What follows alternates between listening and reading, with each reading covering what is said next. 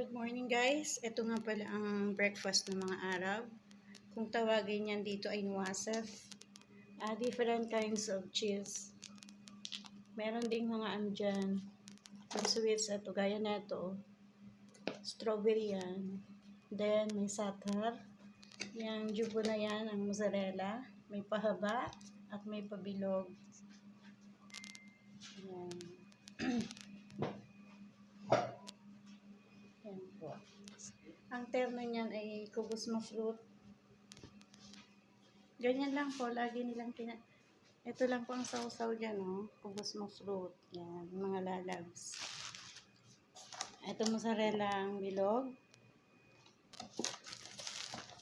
Satar. Together with olive oil. Labna. Yan, different kind of zaytun. Olives.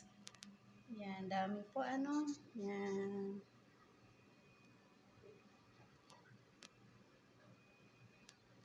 Yan, kita nyo na po ang foods nila. Napakadami. Isang ano lang po yan, isang serve. Lahat yan. Different kinds ng jubuan or cheese. Okay, thanks for watching. Bye-bye. God bless us all.